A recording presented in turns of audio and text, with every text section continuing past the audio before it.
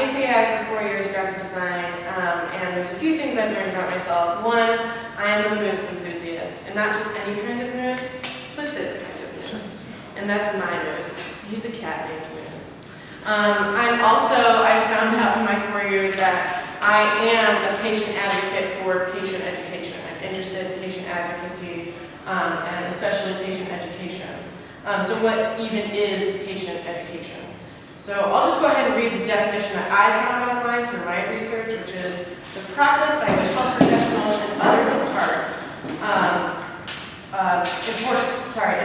information to patients and their caregivers that will alter their health behaviors or improve their health status. And so from that definition, you might be like, okay, so why does that even matter? Or what the hell does that even mean? What it means is essentially to be educated by a medical professional, a doctor, so that you can make the most informed decisions about your body and what's going into it. So a really good example is when women get pregnant and need to go to OBGYN and might not be sure about what's going on in their bodies. It is a law that that physician is required to educate you about what's going on in your body, regardless of the fact that you didn't go to school to learn about what's happening inside of you, but that's their job, is to educate you about it. And so patient education is fucking cool. And it's cool because it's a space that allows designers to aid in patient education visually. There's a lot of ways to educate different types of people when it comes to what's going on in their bodies, and we have the opportunity to take that in a visual manner.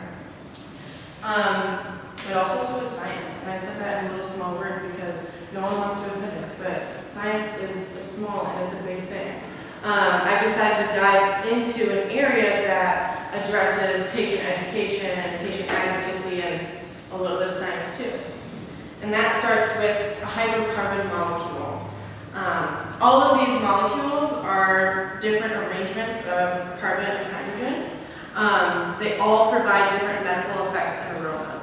And so what these are, just to clarify, a hydrocarbon molecule is a molecule that has a plethora of different structures involving hydrogen and carbon.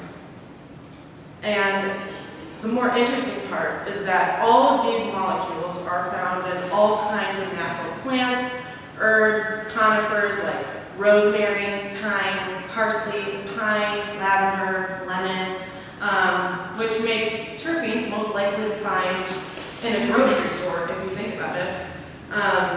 And I know that's a big leap, so you're probably like, what? But hear me out.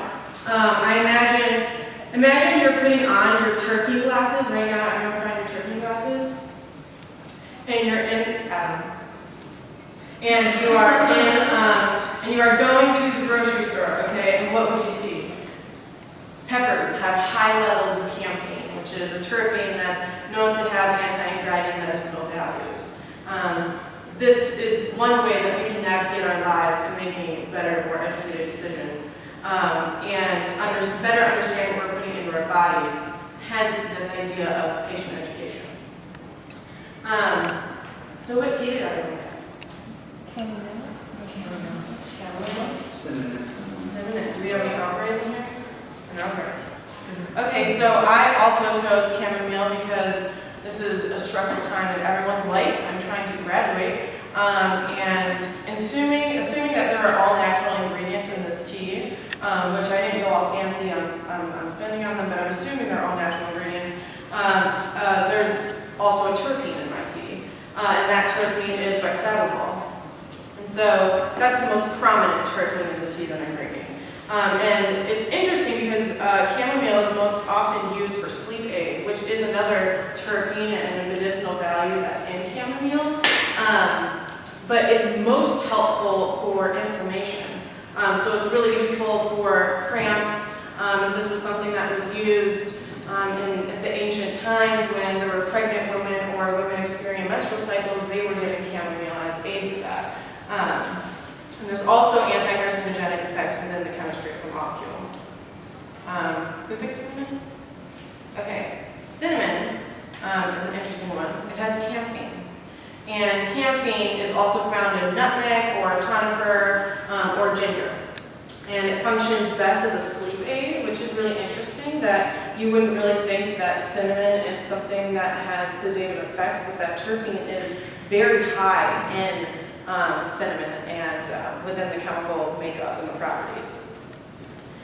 Earl Grey is really interesting. I actually stay away from Earl Grey because it makes me shake because there's so much energy in Earl Grey, and so that's pinene. Pinene is the main terpene that's found in your tea, and obvious in the name, it's often found in conifers. It's also found in rosemary and sage. And this would make sense if you think about it, why we would garnish our turkeys for Thanksgiving dinner with rosemary is to have that type of energy after you consume something that is bringing you a lower energy.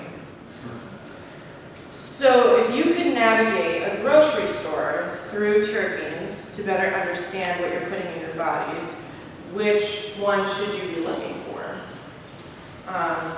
So each of these colors relates to the medicinal effects that they have. So if you can pick a card in front of you that might be of interest to you in those color areas.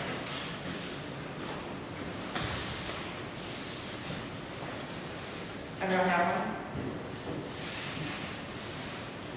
So each of these cards have very different qualities in them. The way that their molecular structure is, the type of herbs, plants, or conifers that they are found in, the effects that they have, as well as the kind of crazy names. But there's one thing that every single card in your hand has in common. And just as much as those terpenes are found in other plants, like peppers and rosemary and parsley, it's just as much found in marijuana. And these terpenes can drive patients to their appropriate medicines. It's important that patients are better educated on the terpenes when it comes to marijuana, or when it comes to either marijuana or lavender essential oils. What I'm not doing here is urging everyone to leave and go smoke weed. But what I am doing is urging you to see marijuana through the same lens that you just saw